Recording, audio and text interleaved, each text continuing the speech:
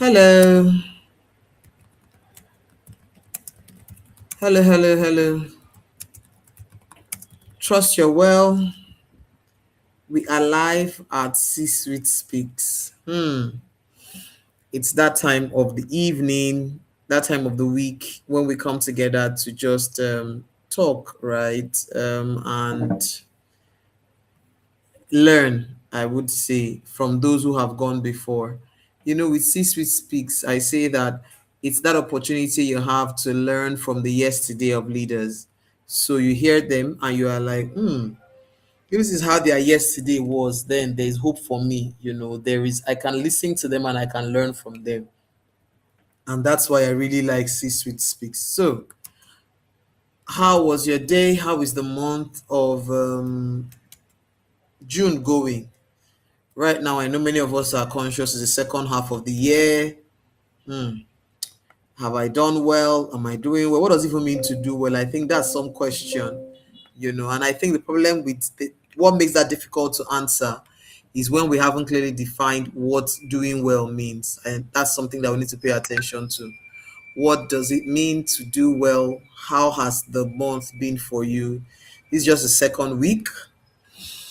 Are you reflecting on the year? One of the things I'm grateful for in so far is C Suite Speaks that I've been able to show up. I think we've had about 10, 11 episodes this year. I think we saw episode maybe 14 or something last year, if I remember correctly. And here we are. This is episode 25 or 26. So grateful that I've been able to speak with 10 leaders, 10 or 11 leaders, and the opportunity to also impact your lives as well. And impact my own life, right? Because, like I said to us, um, C-Suite Speaks for me used to be initially was for impact only. I wasn't thinking of myself. I was just thinking if I can bring people together and let them share their story, then people can be impacted, right? But I didn't even know that I was going to be the first beneficiary of C-Suite Speaks. And across the, going on 30 episodes, I'm super grateful that I said yes. And even though today I'm really, I can say really times, you know how we say to gazillion power, tired. But I just thought that it would still be good for us to, come together this evening and have this conversation. It's been an interesting couple of weeks for me, but I'm grateful, 100% grateful, 100% grateful. And yes, here we are. So, where are you joining us from? How has your own week been? Where are you joining us from? What has been the highlight of this month of June or this year? I want to be sure that we are live on LinkedIn. Are we live on LinkedIn? Are we live on LinkedIn? If you're on LinkedIn, let us know. Are we live on LinkedIn? Yeah. Are we live on LinkedIn? Are we live on LinkedIn? If you are there on LinkedIn, let us know. Let us know. Okay, so it's 7:36. I think our guest is here, right? And so we're going to bring her right up and we'll take it from there. So if as usual, you know how we do this thing. You know that C Suite Speaks is always fire. There's always value to be gotten. So do very well. Hello, Teresa. Welcome. Hi, Neka. Awesome. We can't see you though. Oh, good. We can see you now. Good to see you. Good to see you. how How how you are you? doing? I'm How was your fine. day? Well, I'm Is it still at was it. or is? it's it's still going. The day is still going. It's still going. It's I, still going. I know. I can understand. I can understand that. So thank you for taking time out of your busy schedule to spend, this time with us over the next keep it to 40 minutes Mm. at C Suite Speaks, right? So welcome, and I'm just going to go right into it. I usually like to start with a background. I started paying attention a little bit to Steve Bartlett's Diary of a CEO last year, and while listening, I realized to me the way my I perceive their program is for me just storytelling, right?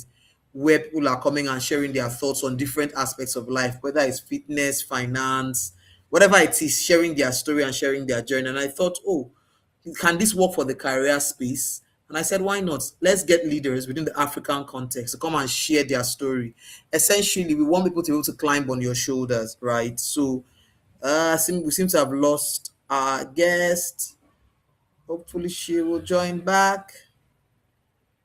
Um, yes, you are back. Sorry, I my network just dropped off. Tripped up. So I was saying, for me, Diary of a CEO was more around storytelling, right? So I thought, we have many African leaders. Let people be able to climb on their backs, literally. So it's a speed mentoring where you get to look back at younger you, how would you Hmm. advise younger you? What would you tell younger you? Because when people see the story and they Hmm. see the profile, they're like, yeah, 20 years experience. Oh, this, oh, that. And, instead of being, inspired, some people get intimidated and they kind of lock up. What I tell people is that what I want to do with C Suite Speaks is if this person's today looks like your tomorrow, then listen to their story of their yesterday. Ooh, we seem to be having some network challenges. Let's wait for our guests to join back. Let's see if our guests join back. If you have questions, things that either in relationship with your boss, questions around how money works, questions around promotion at work, please just get your questions ready. Hopefully she's able to come back and we're able to make today work. Able to make today work. Um,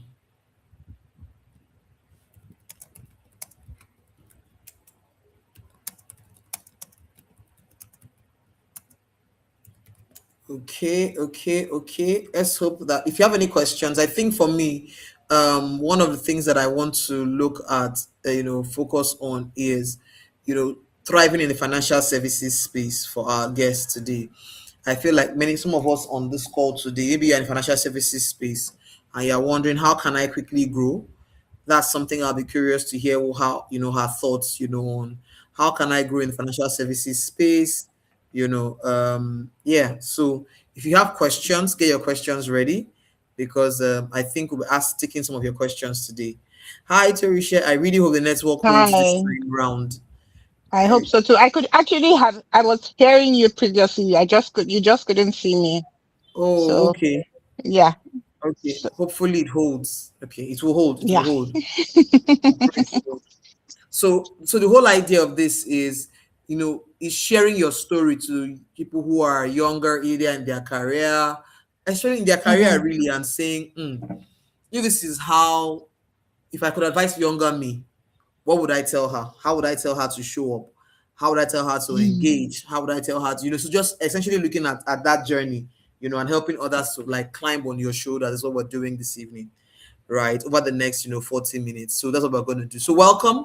I usually like my guests to introduce themselves, but I'll just quickly say that I've known Torisha for a while. We reconnected, recently, walked into a banking hall and I saw her. I was like, I'm reconnected, and she's had a career of about 2 decades, right, within the HR space. And she's worked in telco and then in financial services, but longer in longer, that's the right English, almost the Hmm. 2 decades, in financial services, right? And one of the things I'd like you to also share today, I mean, I'll ask the question is around your journey there, why you've been there for long, how that journey has been for you, your growth. But I'd like you to just start from introducing yourself. Just again, what I tell my guests is what you share with us is where I would go, right? So if you tell us this is a bit about yourself, that's where I will stay, right? And just ask questions around that, and then we just take it from there. So yes, over to you. Okay. Well, as Neka said, my name is Torisha. Um, my career has spanned over several sectors, starting in oil and gas, private sector, telecommunications, and then of course the financial services sector, which I've spent most of my career. Um, and I started right from like I, I always say HR found me because I really didn't study HR. I was more a science student, and at the end of the day, I ended up in HR, and Hmm. I have done HR all through majority of my career, but only have pivoted into administration about 3, 4 years ago into administration, as the case may be. But of course, HR is a generalist. You still will be practicing HR regardless of whatever you do, wherever your career is. You're always a HR person, whether you like it or not. So that's in a nutshell a bit about me. Mm, mm. Okay, so what I like to ask is, when you say HR found you, right, Yeah. and you were a science student, let's take a step back there. How did that happen? How did we get into HR? How did that happen? So I studied geography and regional planning as my first degree. Hmm. Statistics, science, measuring, urban and regional planning, doing drawings and all that. So Hmm. that's a different core, which ended me up in that's where I started my career, oil and gas, and I Hmm. was working more in the urban and planning sector, knowing where the wells are, how to define Hmm. what everything was, and along the line, I looked at myself at the beginning of my career and I said, if I start my career or my journey in this place, I'm going to retire very early Hmm. because it was just a very slow paced organization. Everything was already set. There was no addition, there was no impact Hmm. for me. There I am, young, out of school, still having plenty energy, looking for where I can make an impact. And I was working in an oil and gas organization that had international standards, had everything. So everything was set in place, and I wasn't really engaged. So I actually left and went to look for work in private sector. And the first job I got after that was in sales, and it was a private organization, but it was in sales. So I became a salesperson, managing from oil and gas to the hustle of sales with targets Hmm. and all that. And along the line, um, in that company, well, they didn't really have a structured HR person. Hmm. And somehow I started organizing the people front. I started making sure that I was like, we can't just be existing like this. There has to be things like payroll. We have to have a structured offer letter. And I started reading and learning how to do it. I wasn't certified in anything. I didn't even know it was called HR. It was just personal. And then my MD realized that I had a flair for people engagement and asked Hmm. me, you know what, why don't you start it? Take it, run it, put it together, and voila, 20, Hmm. 25 years later, we're here. Interesting. So that's why I say Interesting. HR found me. So it was Hmm. after HR found me, I now started taking the courses, started reading a lot. There wasn't a lot of HR information at that time. Certifications were Hmm. not even that fantastic. It's only now that Hmm. there's so many HR certifications. But you were literally learning on the job aside from CIPM Hmm. then, which was still called personnel management. Very Hmm. offensive term, but you know, but Hmm. that was what we had to deal with at that part. And we literally were learning on the job and practicing. Um, and after that, after that first thing, I moved into telecommunications, which now had a more structured HR policy. So there was more learning, more growth. And I started expanding my knowledge and diving, getting certified, going back to school, went back to do my master's in international human Hmm. resource management. Basically now becoming the HR person that I wanted to be Hmm. gradually. But the thing about HR is it's definitely because you're dealing with people, it evolves. Even when you go to school one day and come back, it's a different thing you're going to see from what you've studied. So at one point, Hmm. everybody was talking about the Ulrich. Now it's another thing. There's this policy, this, that, you know. So even when you're in school to study HR, by the time you come out of school, policies Mm, think if people have evolved. There are new mm, things and new challenges, and there's no one policy that says this is how it must be. It's yeah. how you actually can apply it to your condition or your situation in the office Mm, that determines how good you are. Because people are people. Everybody is dynamic in their own way. You yes. cannot So. say one size fits all. And then for now, or this era, that there's this whole demarcated way of doing things between the baby boomers, the Gen Z, and now I'm Yeah. hearing there's still a Gen Alpha. There's a whole lot of confusion going on. So sometimes when people ask me, how will I mentor someone just coming up in HR? I honestly will tell you, I cannot, because the things that they are dealing with now are not things that we dealt with at that point. We're Mm, moving from a stage of people would follow rules because those are why the rules are there, to a mhm. stage where even your children are challenging you and asking you, why are you telling me to do this? You know, you have to have a conversation, and it's a constant negotiation for facts to facts, where your under teen children are giving you reasons why they do not want to do certain things at certain times. Having to Mm, balance out the HR that I have learned to translating it to dealing with the current situation for people who are just joining an organization that is still having, that has a cross section of age groups, and you are still trying to manage it. So the only advice I can give or mentor anybody is to try calmly and listen, because I promise you, you would hear all sorts. You have to take it in, listen to it, decide what is going to add any value, and mm, know how you're going to regurgitate it out to add, because even that what you're regurgitating cannot apply to everybody across the sector. mm. And then So no one you size fits all across board. no, there's no size. There's no size in this situation. There is There's no no size. size. Talk of it's fitting There's all. no size. It's not fitting anything, Oh because wow. you're also coming from a generation that didn't like to talk.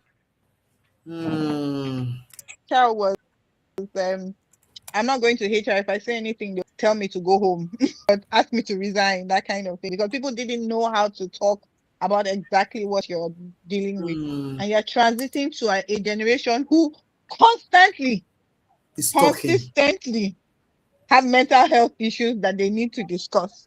So you're Mm, spending half of your time dealing with people interactions, and not as much of the time dealing with the actual issues that help the organization. So the balancing act is wonderful.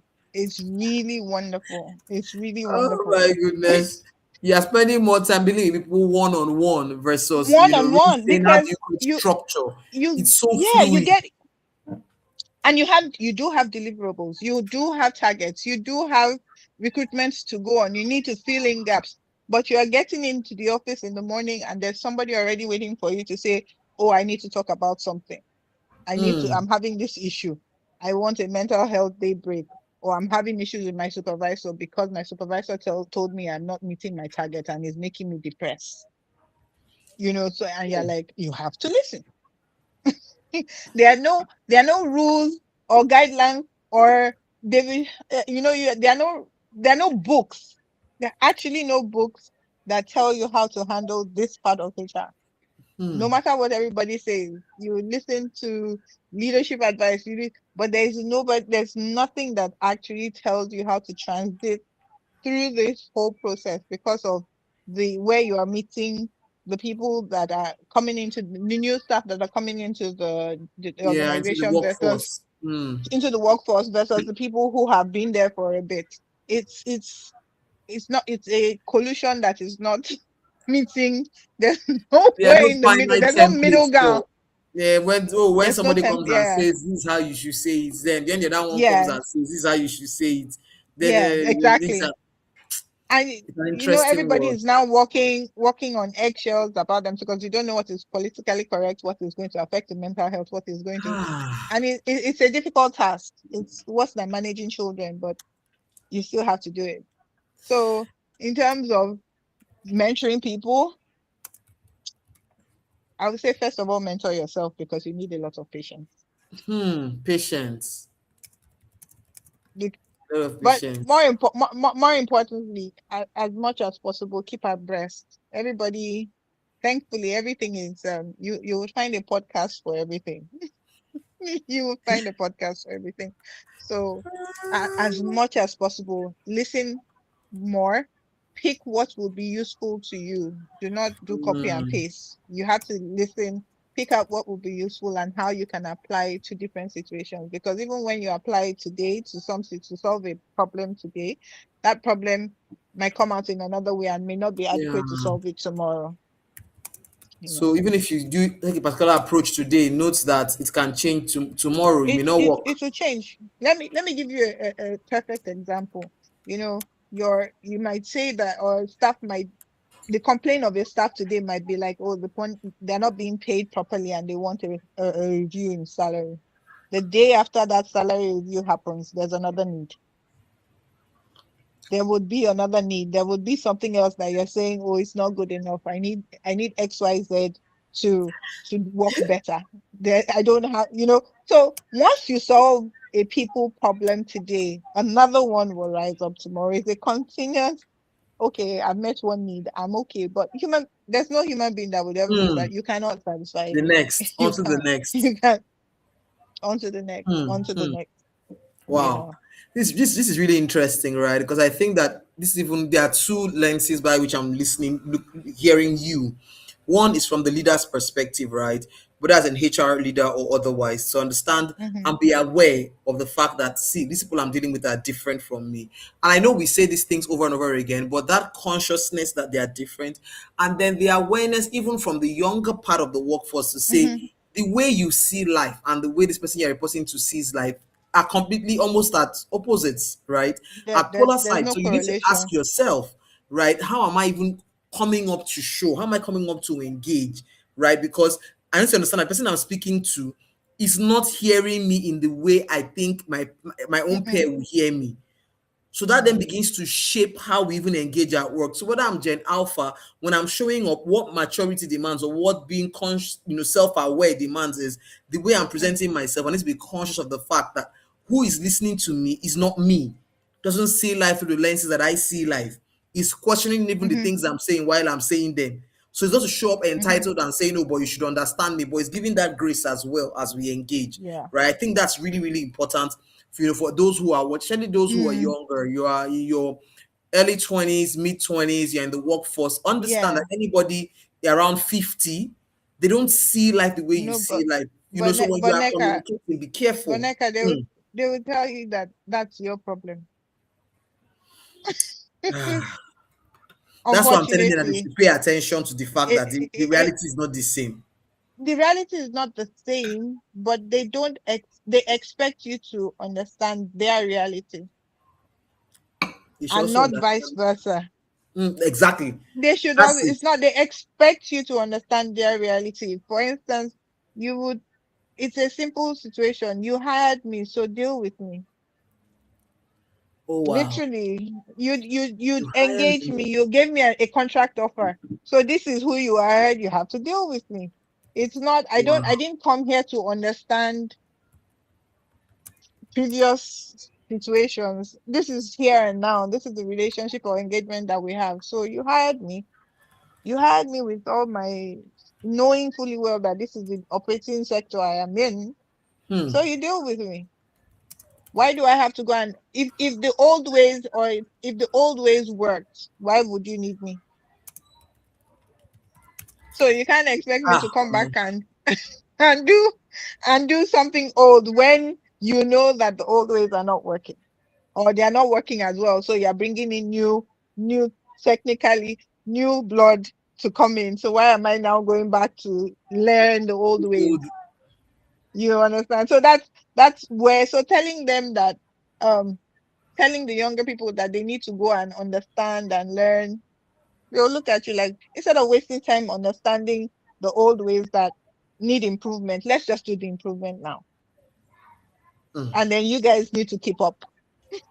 Yes, so we need to keep up. Hmm.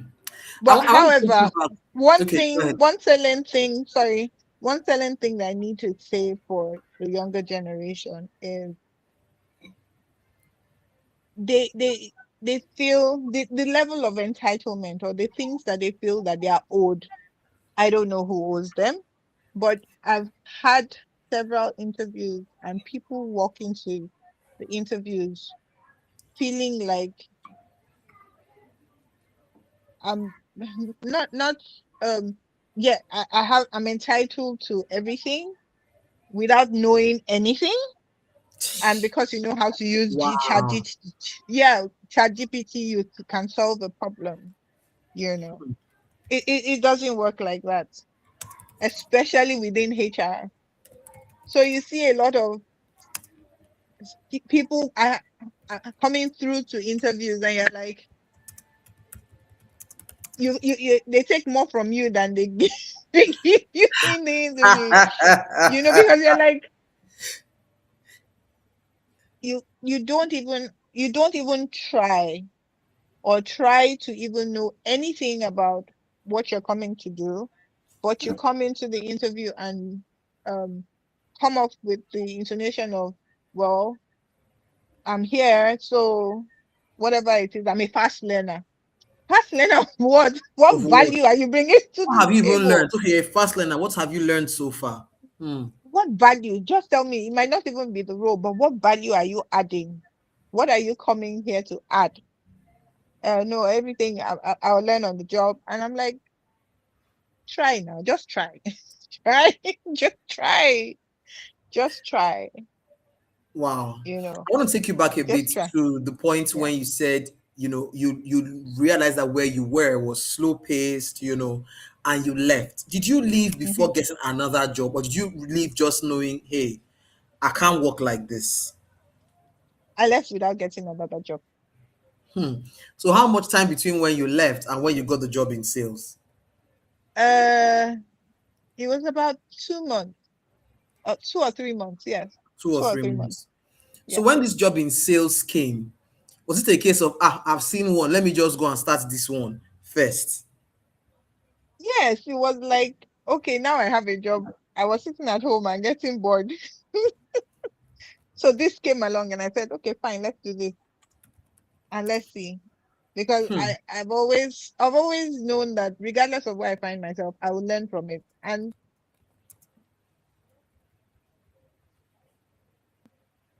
to be honest, that sales role is one of the things that helped me be a better HR person. Because, so that being a Okay, you're back. Yes. salesperson was You're off again. Ooh. I don't know if it's my own network now. Can you hear me? early. Okay, you're back. Go ahead. Okay. So I said that my time in sales really helped me adapt to HR better. Because the amount Okay. of negotiations you do in HR is more than you can do in life. To balance out, get with staff, see how things are going. Mm. You know, it's a constant negotiation and a constant balancing act. And everybody must come out with a win-win. That's the end goal. Everybody must come out with a win-win. That's so. I want us to spend a bit more time in the transition of. Can you still hear me? I Can you can hear still hear you. me? Okay. Okay. Cool. So I want us to spend a bit Yes, more I time can. I in can the hear you. It's just transition. a There's a delay. There seems to be a lag. yes, there's a There delay. seems to be a lag. Okay. I want us to spend a Uh bit more time. although your video is frozen. Oh wow, it is. Um, it seems to be Let moving me try here. and reconnect again. Just give me a minute. Okay. Okay, you're back. You're back. Okay. Good. Okay. So I want us to talk about. There's something to unpack in that journey of I took a sales role. and then I saw that things were disorganized, and I started creating order, right? I Mm-hmm. want you to talk to a young person, that is at that place. And I say this because if you didn't give yourself to volunteering to create that order, you won't have unlocked this life that you have now built on this career. It was in the willingness to say, yes, I am a salesperson, but we are two, everything's all over the place here. Can we begin to create some order to this? And it's in doing that and Mm-hmm. doing it well enough that you were then spotlighted and then got on this career path that has now transitioned to this point. Please talk to us about it in terms of I got here, this is how long I spent, I started noticing this and that. It's just so that someone listening can say, because sometimes I find that many young people these days, younger people begin to feel like, oh, they are using me, oh, they are using me, these Mm. people. So I want you to just, walk us through that and how that has unfolded, into the beautiful career that you have now. So, because, well, I was coming from a structured organization Mm, to an unstructured organization, a mm, private organization that didn't have any structure, as it were. And being as is made that my first interaction with in the job market was in the oil and gas sector, that was an international company. Everything was structured. You have to apply for this. You have to, everything had a process, and it was mm, also a very techy process as way back as then. And then I'm coming to somewhere where everything is first of all done in paper, assessments are not done properly. So there was a bit of confusion for me at first. And even though I was a salesperson, and for instance, I want to apply for leave, and it's like I have to have an engagement with three different human beings just because I want to go and leave. So it started out with simple things like that, or when my salary was paid, or that kind of thing. There wasn't a structured payroll and all that. So it was it was something that was almost like it was irritating me, especially because I was coming from somewhere that it wasn't such an issue. So I said, look, nobody's going to do this for me. And I started asking, there are better ways of doing this. Can't we do XYZ? I don't know how to use Excel that much, but at least I can try. We need to start doing emails, moving instead of pushing paper around, you know, everybody should have an email address, everybody, that kind of thing. Let us register a domain name, and then basically just wow. putting down the, so, and I said, you know what? Even our HR policy or our hiring practice, we have one, but it was so, in fact, outdated, was not and hadn't been. So I said, I'm taking it as my task. I don't know about it, but as I was doing it, I was also educating myself Hmm. and learning what my rights as an employee could be. So it was also a function of asking people in a more structured organization, can you tell me how this is done in your area? And you're building networks. But it was more born from an interest of just let things just be orderly for me. Um, that that came forth. I know a lot of younger people now, they're like you said, I don't want to do somebody else's work. Are they going to pay for me? You know? And I'm like, the value you add to yourself might not only be, it's not only for a price. You are adding value to your spirit that nobody can take away. No matter what, nobody can take away from that from you. You would apply it to any part of your life. Even when you decide to run your own small business, you will still apply those little things that you have learned along the way by doing things outside your usual, things that don't have any impact, you think don't have any impact on your current role, but would add value to your life as a human being. Hmm. I never went to, I always tell people, I never went to computer school. Hmm. I learned how to Excel, you know, do PowerPoint presentations, do all that because I taught myself how to do it just because I know that, however, you need to do these things if you want to move forward. So it's sad where you see people who would say, oh, it's not my business. Why are you telling me to come and do this job? Why? Opportunity is everywhere. It Uh-huh. doesn't have to equate financial value, but opportunity is everywhere. If you do not put yourself forward, nobody would say, okay, you can do it. Let's try you.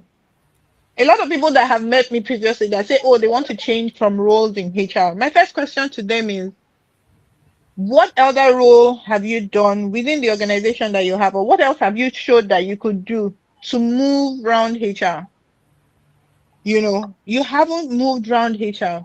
At the end of the day, if you do not understand every part of HR, how one part links to the other, and how at the end of the day, bottom line is you are still a financial person, because you have to understand how your headcount budget is leading to what profitability translates Mhm. to.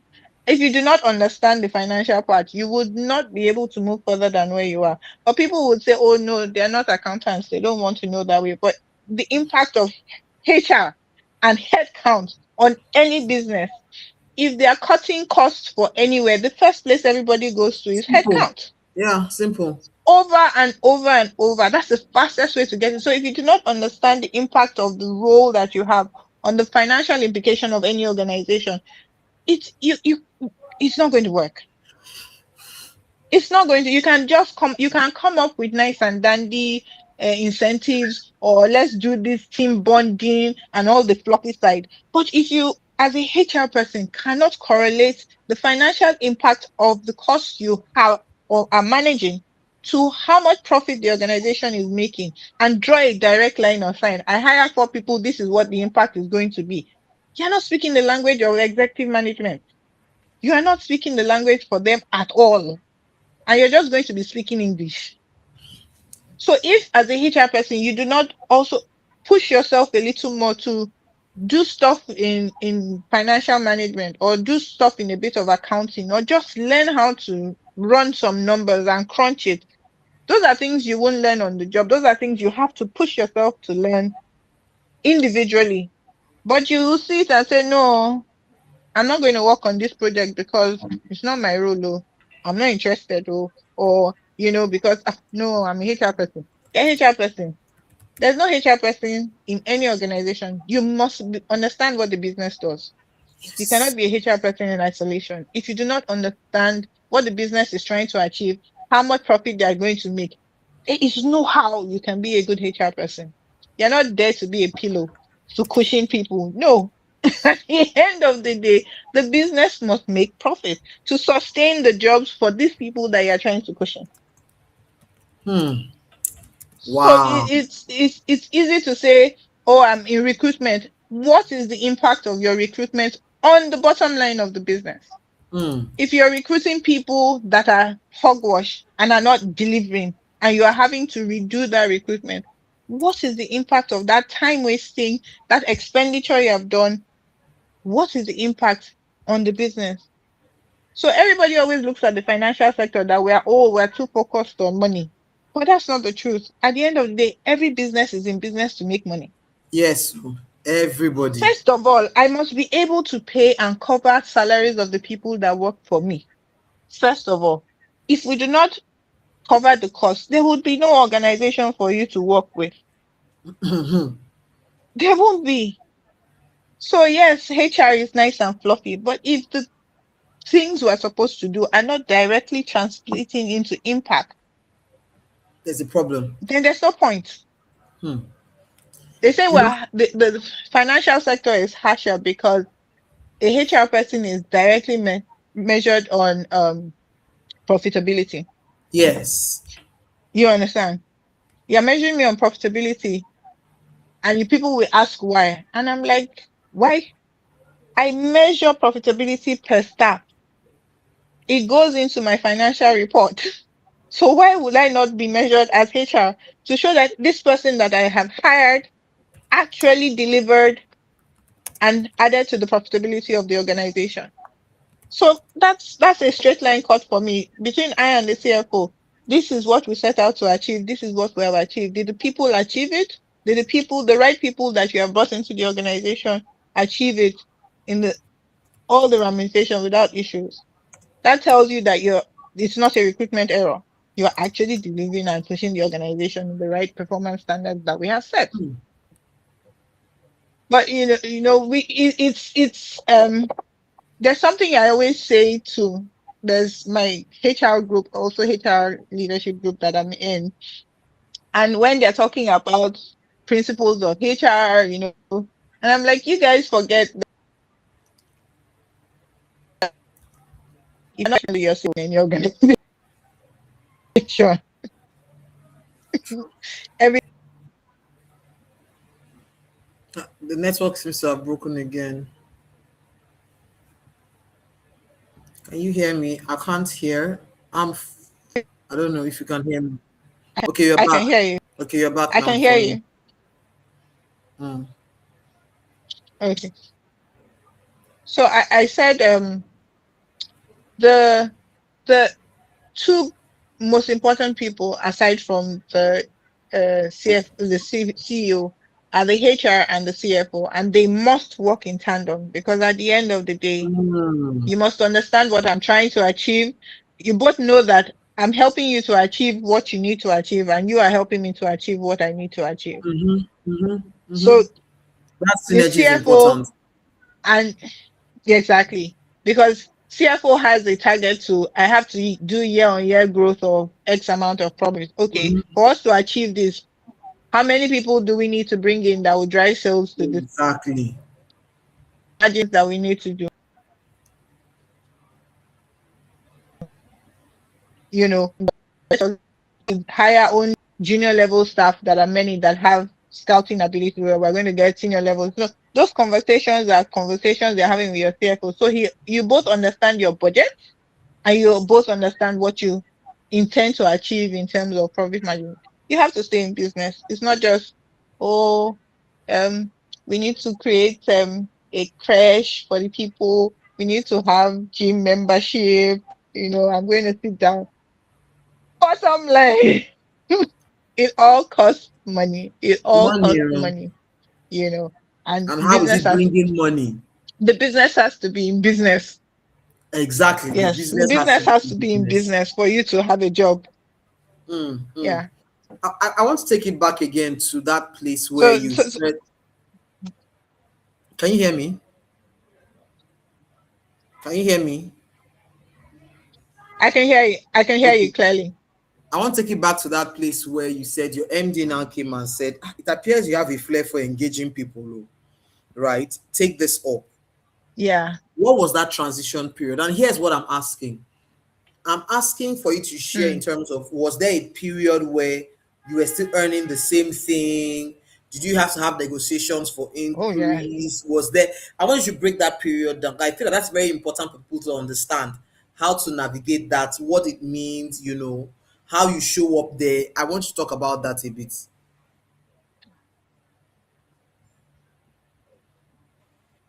Can you hear me? Yes, I can hear you. Okay, okay, all right, Can go you hear ahead me, then. Neka? Yes, I can. I can. Okay. So my we had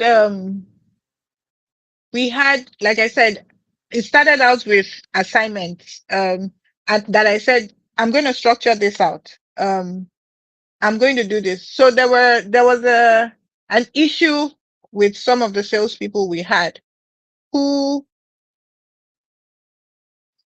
felt that they should be treated more fairly because they were technically the ones bringing in the money to the business. Um, and in that whole grumbling, basically grumbling amongst all salespeople, and I said, okay, you know what? Let's sit down together. What exactly do you think will make it better?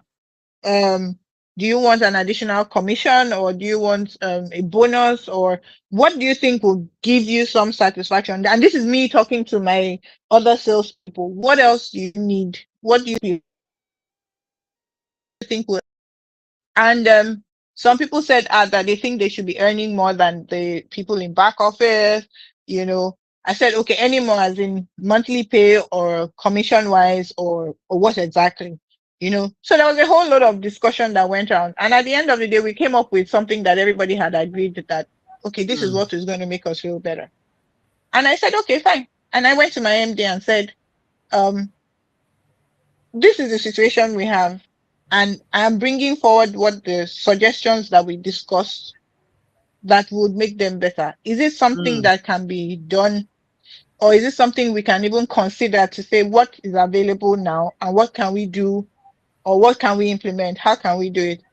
And he looked at the list and said, oh, how did I get to this point? I said, well, it was a lot of back and forth, a lot of discussions, negotiations, because there was a whole laundry list, but we pruned it down and agreed that this is what would actually give them some incentive to do better, you know.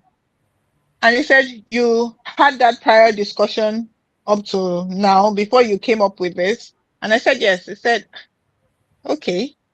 And this is what you came up with, and this is what you're proposing. I said, yes, this is what we're proposing. And he said, and you brought it straight to me. I said, yes, let's discuss it.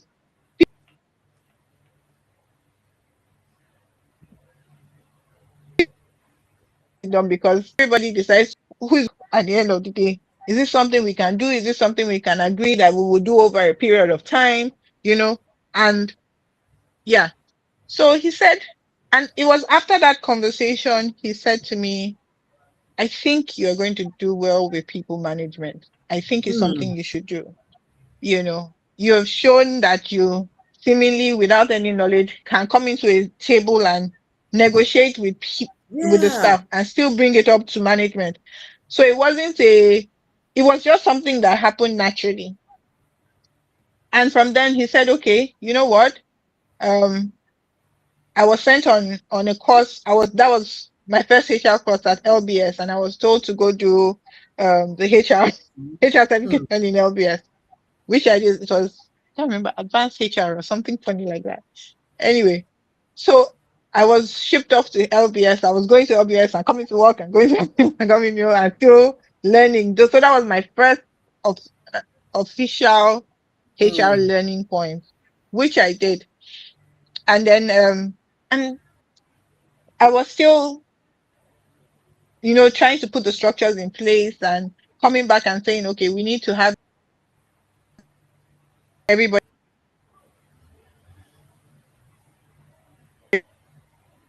you know, just let's do legally. Then, you know, also must be the disciplinary action where XYZ happens, you know, kind of thing. So just basically started putting structures in place. But it didn't mean that my salary did not change. At that point, I was still on the same salary level I was at. It was after I had done this transition into HR and I had shown how capable I was, even with the little that I was given, that I was then moved up and I got a promotion. You understand? So I had shown my capacity on the job. It wasn't okay, I'm moving to another role. I haven't shown capacity yet. I haven't worked in, and then I'm expecting a salary bump. So, which is the current way things are happening. Okay, you want me to do something else. So are you going to increase my salary? Even though the job role may not be different, but you just feel, you know, I'm entitled, I'm changing roles. Yes, you should come with a salary increase. It doesn't work like that always. You actually need to move into the role. What I would say to people is move into the role, show your capacity, do what you can do, and then say, I have done XYZ, so you need to move me up. Because even if it doesn't happen, the movement doesn't happen, you have still learned something that has added value to you. And you can take that thing that you have learned to anywhere else and get whatever review that you want or whatever increase in salary that you want. But you have been given the opportunity to learn something new, different from what you have been doing, and add value to yourself. That value you're adding to yourself is money can buy it. 100%. Money can buy it. So it's not okay, if you're not going to give me a salary bump first, I will not even go and try it. Because I will give you a salary bump and then you go there and then you fall flat on your face. I You really know. wanted to go So, into that area, right? Because I've met people who have said, "Oh, they're adding to my work, but they're not." And I'm like, "Have you really demonstrated that you are adding value? Yes, they've said you should do something, but what have you improved in the process? What has changed since you started doing this thing? Is it clear to everybody?" And like you said, even if you don't get the reward in quote recognition in quotes here, you become a different person. That skill set but is you do, that's different. the thing. I think it's more a definition of what your reward is. Hmm. Because if your reward is only inclined towards a financial aspect, then you will continue to miss the point along the way. Value to oneself may not, people do not leave organizations only because they are not paid well. Hmm.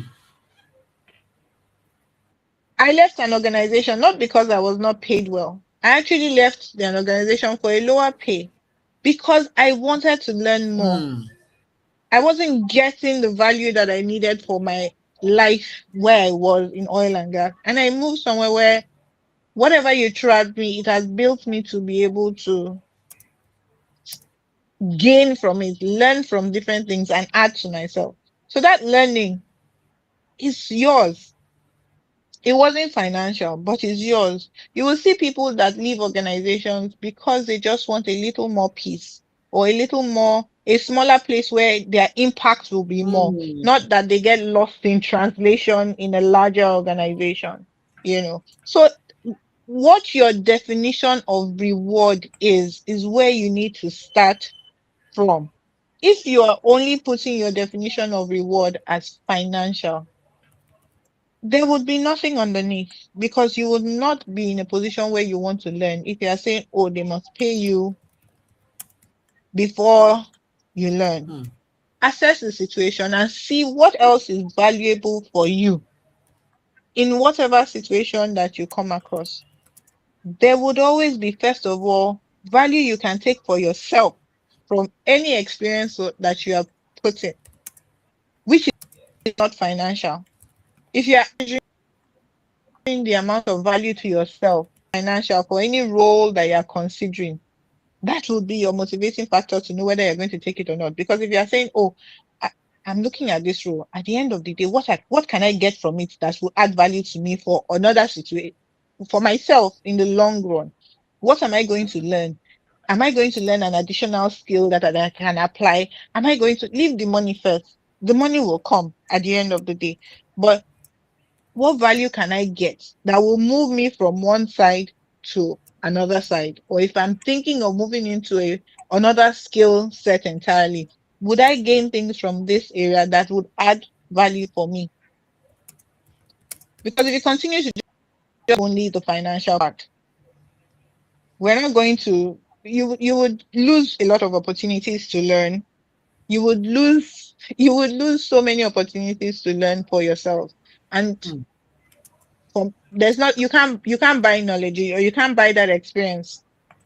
You can't buy that learning. You can't. Hmm.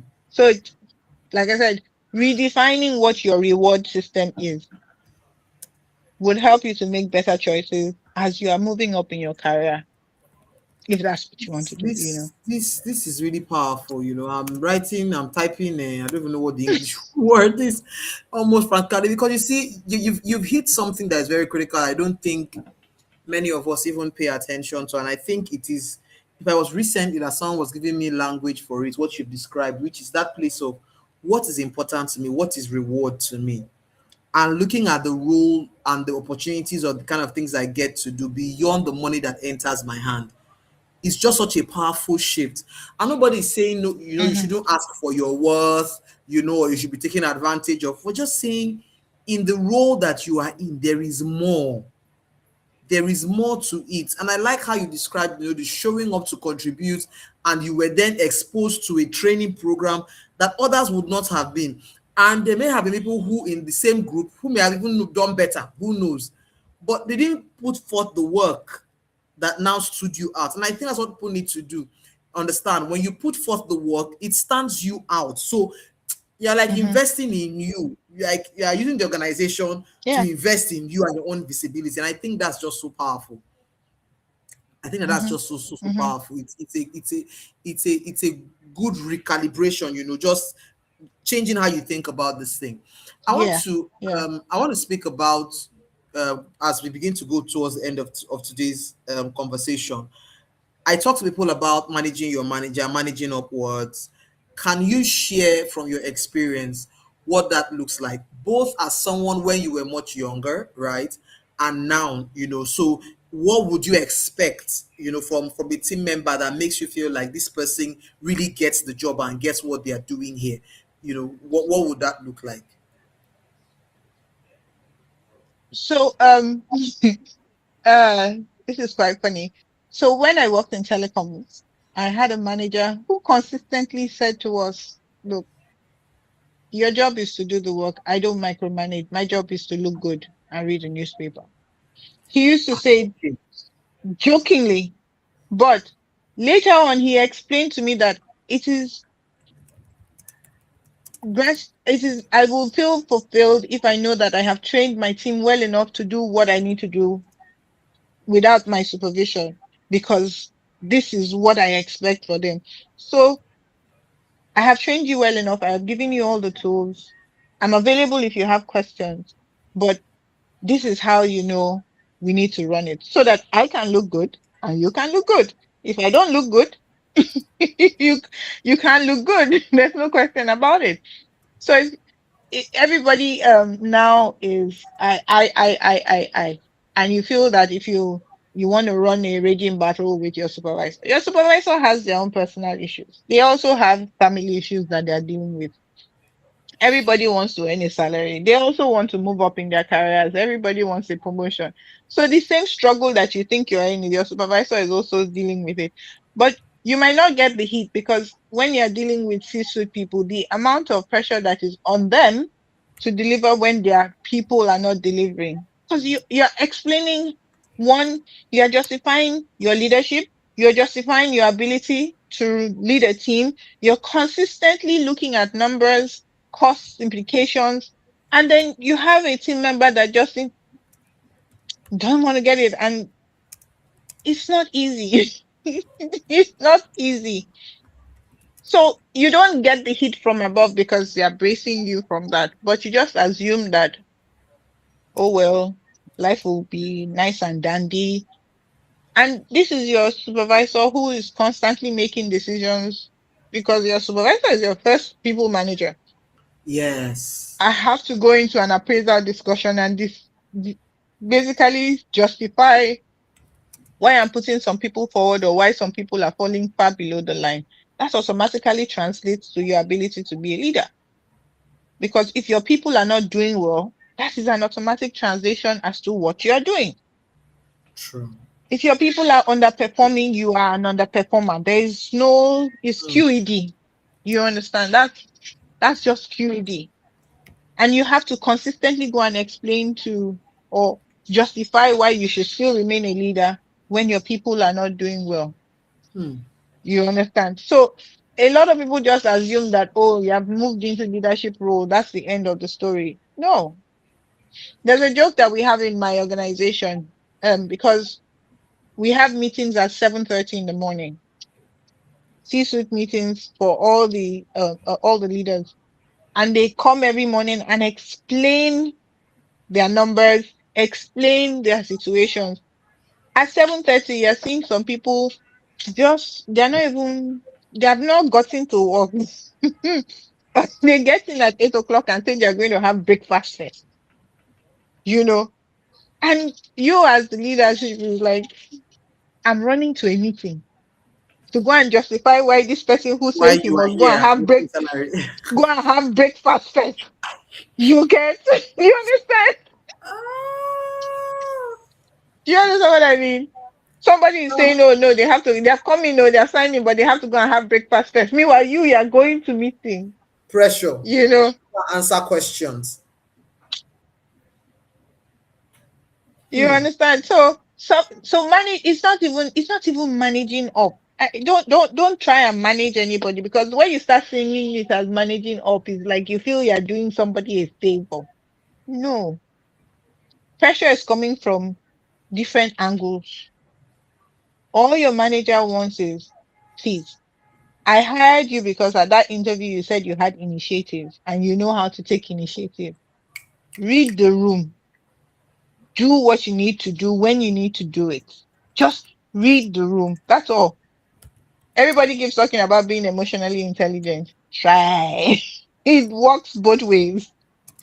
Be emotionally intelligent for your supervisor as well and just read the room. That's all. So don't think Hmm. you're managing me or you're trying to, I'm not asking for that. Don't manage me. Just do what you need to do when you need to do and use your initiative. I The like only this. You reason actually where you, like yeah, it. You said you had initiative. I need you to do what you are supposed to do do. what you're supposed to do. Use your initiative because when you know when you're going through an interview, the person will say, "Oh, I can manage under pressure. I Mm-hmm, have take initiative. I'm a self starter." mm-hmm. They All use those all things. those. Just do it. Do it. Just do it. That's what your Do manager it. needs. I think I like how That's you all. simplified it. Mm, Not in terms of simple, but in terms of just crafting a simple sentence for people to be able to understand. Your manager wants you to do what you said you were going to do, going to do. Just and do really it. just relieve them of worrying about your piece of About work. you exactly. That's all. Just don't I think let me stress no. about you not working. Mm, Don't let me stress about it. Let me know that you have, and something I say to my team is, I will have your back if you have my back. And the only way you can have my back is if you do your work. mm, And I can trust that you will do your work. So I can go to sleep knowing that, it's going to be done. That's the instruction and my team is going to do it. That's the only way we can work because I cannot be worrying about the things I have to worry about and also worrying that, oh, will this person get it done? mm, And then you say that, oh, you don't know how to manage. Don't manage me. Don't manage just let your manager know that this is the task and I will do it. That's hmm, all. hmm. Wow, wow. So much time has gone and it doesn't feel that way, right? As we wrap up, I want to ask a last question, right? Maybe Okay. two. Let me ask two, please. You can answer them together or separately. One is around the place of, that wisdom with using your salary. So I teach people about their managers and I teach them about their money. So I like to ask questions Hmm. around that. What advice would you give? Are there things you feel you should have done differently earlier in your career with respect to salary, how you structured it, all of that? Then the second question is the place of your faith, right, Hmm. in your career journey. So I want you to answer those two questions. Um, First question. Yes, I wish I had started investing more earlier in my life because, well, now it's like if you had started earlier, it's never too late. If you had Mm-hmm. started earlier, maybe you can decide to retire earlier. Yeah, the power You, of you know, compounding. that kind of thing. Yeah. Just, you know, but in terms of finances, some people have different schools of thought. Some people don't think saving is required. Some people like, look, spend all your money on yourself now because at the end of the day, we Next all of pass kin. on.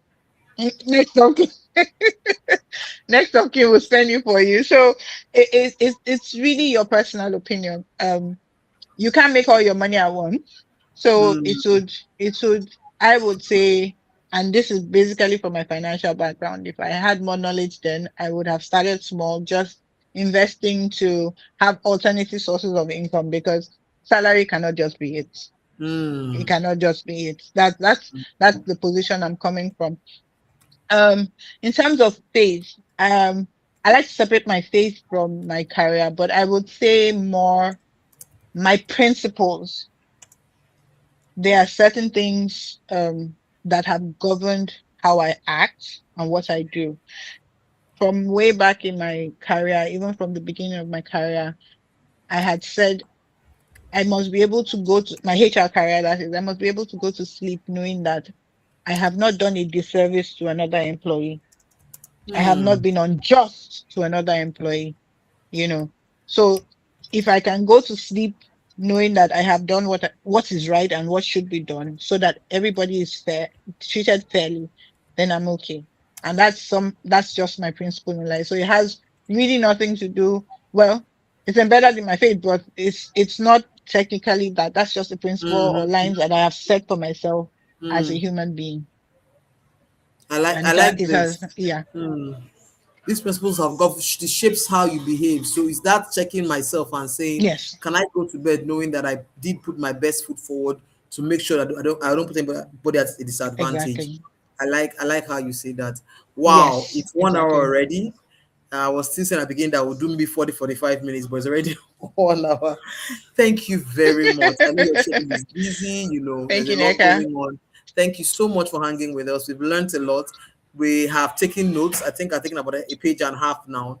And I've learned, I tell people that C-suite speak always benefits me first, even before the audience. I started doing it so that people in my network could share with younger people, Yeah. but I end up being the first beneficiary, right? I get clarity, I hear things, and I'm like, oh, this is how I should think about this thing. So Yeah. thank you very much. We're going to release you Thank you now. for having Thank you so me. much. Yes, and God bless you and bye Bye. You bye. too. Bye.